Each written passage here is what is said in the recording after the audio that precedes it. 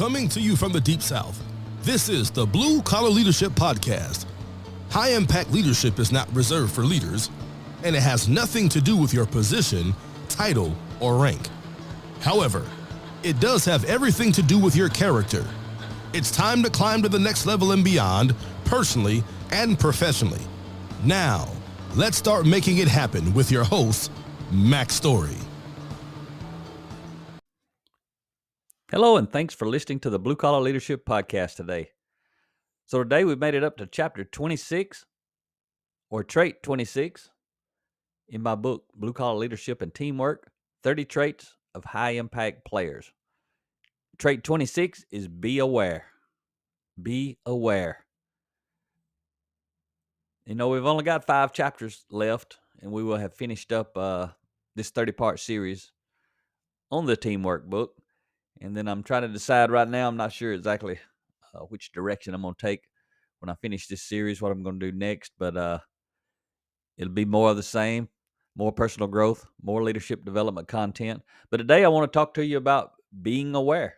That's a high impact trait if you want to be on a high performance team. The more team members that are truly aware, the greater the performance of the team. So I want to share with you a quote to kick off today from John Maxwell. He says this: all lasting growth requires awareness. Unfortunately, if you lack awareness, then you don't know that you are unaware. It's a blind spot. You don't know what you don't know, and you can't see that you are unable to see. Again, that was a quote from John Maxwell, and he's talking about the blind spot. It's a your blind spot is in the same exact spot as my blind spot. It's between you and the mirror. And that's exactly where mine is. It's between me and the mirror. And that's where everyone else's is, between them and the mirror. So that's what we're going to talk about today, being aware. And like I have on the previous episodes in this series, I just want to ask you, if you could pick between 2 people to be on your team, the only thing you know about these people, one of them is highly aware. They have self-awareness. They have situational awareness. The other one, well, they kind of just hanging out. They're not really aware of what's going on around them. They're not aware of their role on the team. They're not aware of where they fit in the organization. They don't have self-awareness. They don't see how their behavior may impact the team. But that's all you know about these 2 people. One is highly aware, and one has a very low level of awareness. Which person do you want to select to be on your team? And that's the only trait you know. That's the only one you're going to be allowed to know about before you pick your teammate. One's highly aware, one's very unaware. We both know which one we're going to pick. We're going to pick the one with a high degree of awareness because we know they're going to be a better team member. And like always, I got to ask you the question. It's easy to look out the window and see what we expect in others, but it's kind of hard to look around that blind spot and realize which one are we. And I'll ask you this right off the bat. Is your lack of awareness holding you back? How would you know? You don't know what you're unaware of. But those who truly do know, because there's a way to know your lack of awareness is holding you back. And the way you come about learning that is you become intentional about your growth and development. You remember way back in the beginning, one of the traits is be growth oriented. That's why it's way back in the beginning, because being growth oriented is going to help you develop and increase your level of awareness. Because people who are constantly growing, they're constantly becoming aware of all the things they're unaware of. So it doesn't take long that they realize, like me, I've been focused on personal growth and development 15 years. And the reason I'm still doing it every day is because I'm aware that I'm unaware of a whole lot of stuff. There's not but one way to become aware. That's through intentional growth and development. And you don't ever become aware of everything. You are constantly becoming aware of all the stuff you don't know. And then when you seek and strive to go learn that stuff, that leads you to some more stuff, and you continue the cycle. You keep realizing there's so much out there I'm unaware of. And it's real easy to understand it. Think of all the professions and all the things that you don't do. You've got a job, or you got an occupation or a skill, and you've developed it over time. That's what you do. But imagine what all the people do that you don't do. Imagine all the stuff you'd have to learn to be able to do that. And you don't have a clue unless you start trying to learn it, and then you figure out, oh, there's a lot to this. And that's what we're talking about. So I want to tell you, until you're aware, you can't beware. You can't be aware of things you don't know you need to be aware of. And relative to our character,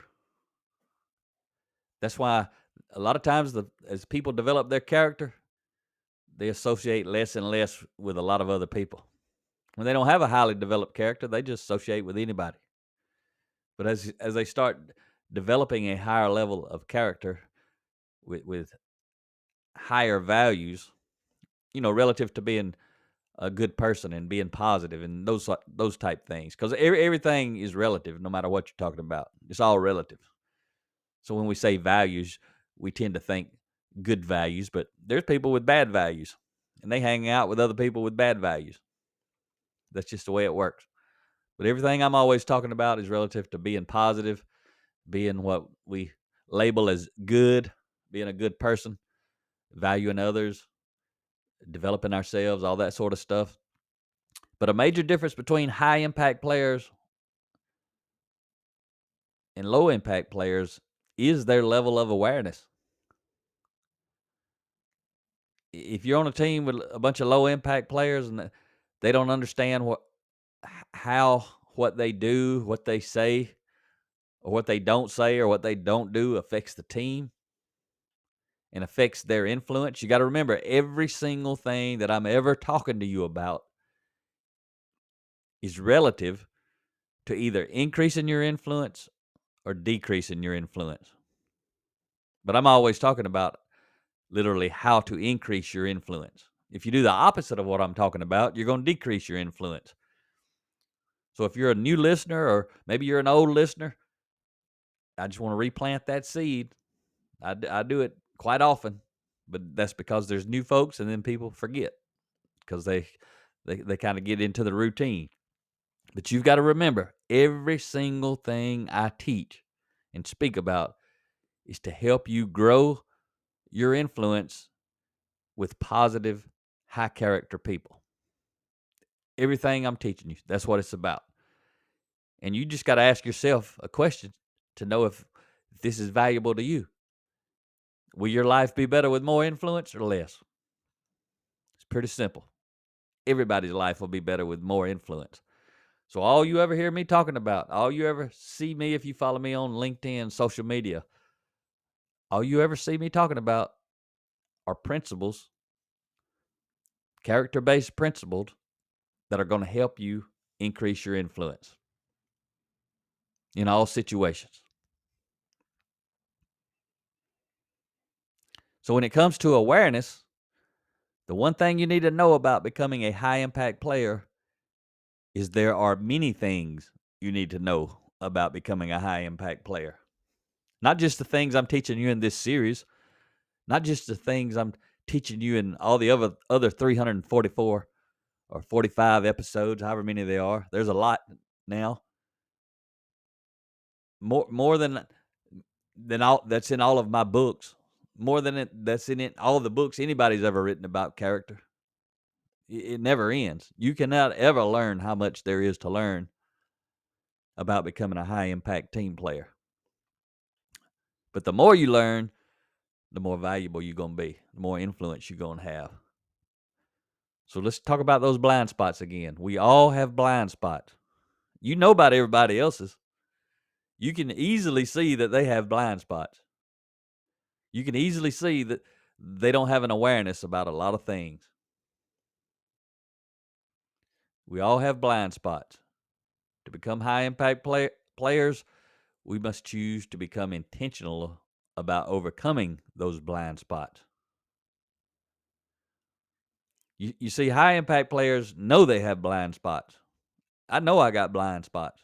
I've been growing and developing for 15 years intentionally every day, and I know I have blind spots. It also allows me to realize everybody else does too, and they got some big ones. People who are not growing and developing themselves, they have a massive blind spot. It's almost more than just a blind spot. It's almost like a continuous spot around their head. Like if you put a dome down over the top of someone's head, it doesn't matter where these people look. They don't see that they are the problem in their lives. They're very reactive people. They're constantly moaning and groaning and whining about the world, about their team, about their boss, about their company, about every single thing. They drama kings and queens. Some people just love it, and those people who love it, they got some major blind spots. There's nothing wrong with it. They can love it all they want. But if they're unhappy in life, which is usually why they're moaning, groaning, and whining, then their blind spot's holding them back. But see, they don't know it because they're unaware. But high impact players know they have blind spots. They also know the biggest blind spot they have is most often located between them and the mirror, just like I've said. Therefore, they are actively growing and developing themselves while continuing, and this is a key piece, to ask for feedback from their teammates, from their families, from their children. They highly value feedback. See, low impact players, they don't value feedback, and if you give it to them, they don't know what to do with it. Most often they become angry about it because they don't know what to do with it, because their blind spot can't allow them to see what someone else sees. Their blind spot can't even allow them to even consider the feedback they're getting may be true. They instantly become reactive. They instantly get on the defense, start pushing back. You see, think about that. I asked you earlier, I was talking about awareness and unawareness, but let's talk about feedback. If you got to pick one person to be on your team, well, let's say this one person is your boss, because remember, the bosses are on the team too. Anybody associated with the team is on the team. So the boss is a teammate. Everybody at every level is a teammate. The support folks are teammates. Everybody, it's a team. That's what team means. It's not about position, titles, and rank and all that stuff. Not relative to what I'm talking about in this series. But let's talk about feedback. You get to pick your boss. You got two people to pick from, though. And the only thing you know about this person that's going to be your boss, you wish you knew more, but you don't. You've only been told one thing about each person. And that's what you're going to have to base your decision off of, is that one thing. One boss loves feedback. They'll even come around from time to time and ask you for feedback. They'll ask you about it relative to certain things, certain aspects of their job. They want feedback. They'll tell you if they ain't coming around enough to get the feedback, you find them and you give them some feedback. They want to know how they're doing, how they can improve, all that type stuff. The other potential boss, they don't want any feedback. If they want your opinion, they'll give it to you. We've all seen those bosses. Some of us have worked for those bosses. You may have one at this very moment. Either way, we know the difference between the two bosses. One wants feedback. The other one doesn't want feedback. They actually avoid you because they're afraid you might give them some feedback. And when you do, they do what those folks do. They go on the defensive. They start pushing back. You could even lose your job because you give one of those bosses feedback. So you get to pick between the two people to be your boss, to be your teammate in a boss position. One seeks out and wants and values feedback. The other one hates it. Which one you going to pick to be the boss? You going to pick the same one I'm going to pick. The one who wants feedback. See how easy it is to look out the window and identify these different character traits? That's another trait right there. Feedback is a trait that's related to awareness. But again, it's easy to look out the window, but it's harder to look in the mirror because we got the blind spots. Which one are you? You can tell how much you value feedback by easily looking in the mirror and saying, how often do you go ask for it? When's the last time you asked someone at home about feedback? Or ask them to give you some feedback? How am I doing? What's my weakness? What could I work on? When's the last time you did it with your children, your spouse, your close friends? When's the last time you did it at work with people who report to you or people who work with you or the person you report to or people who support you in some type of support role within your organization? If you're not seeking feedback, you don't value feedback. And that's a weakness for me. I don't ask for a lot of feedback. I do ask for feedback. I actually had a client give me feedback yesterday. And maybe I do ask for it and don't even realize it because maybe it's become a habit because of my growth and my awareness. Because that client was talking to me and he was telling me he wanted to give me some feedback because he knew I valued it. So obviously I'm living my life in a way that, even if it's become subconscious where I don't necessarily understand it, but I welcome feedback. I'm open to feedback. And it was about his team reading one of the chapters, actually from this book. He was talking about chapter 4, Be Responsible.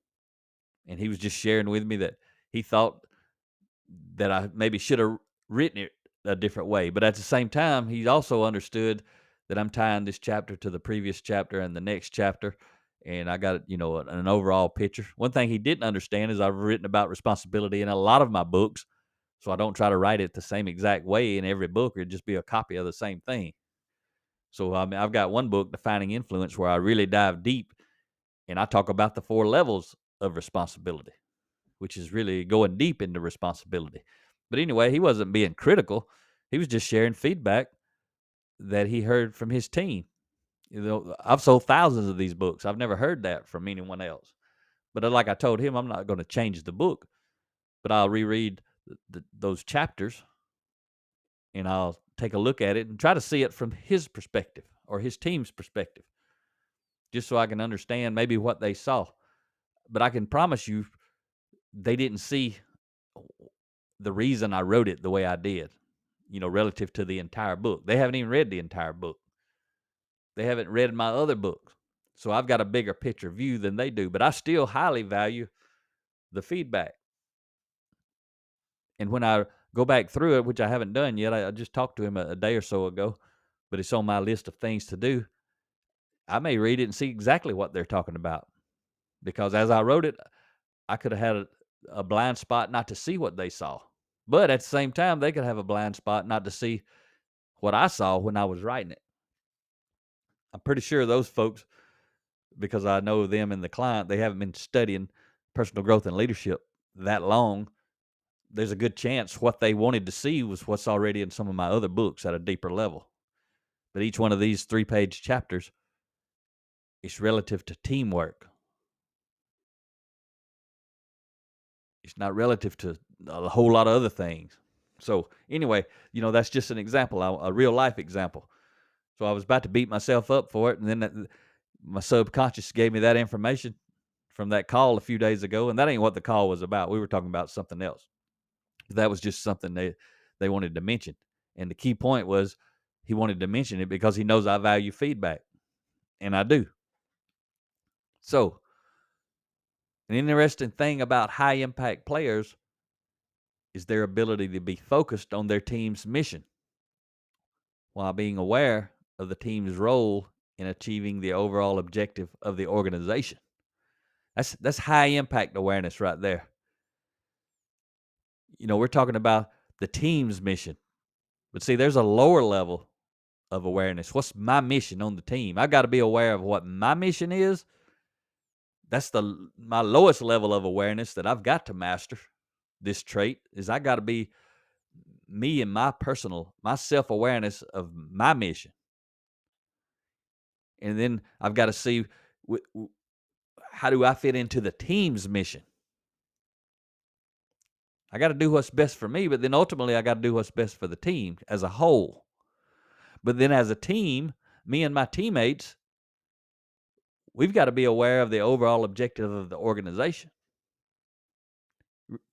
Relative to lean, sometimes back when I was leading lean manufacturing process improvement, there were sometimes when, and it's not sometimes, there's a lot of times in a process, one step of the process needs to be inefficient so the whole process can be efficient.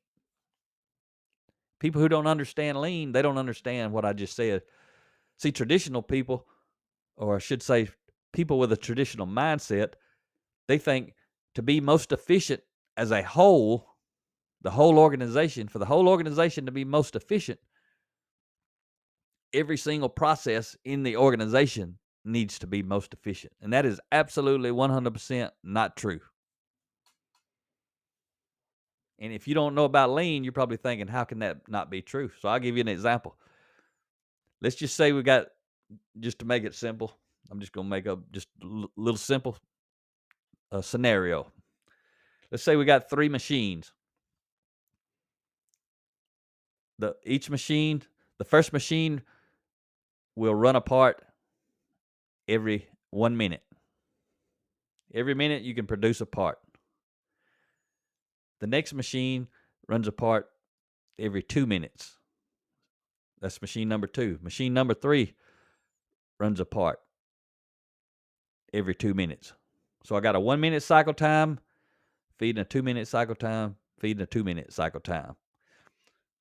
So to be most efficient on that first machine, I need to make a part every minute. Second machine, I need to make a part every 2 minutes. Third machine, I need to make a part every 2 minutes. So you can easily see the first machine runs twice as fast as the second and third machine.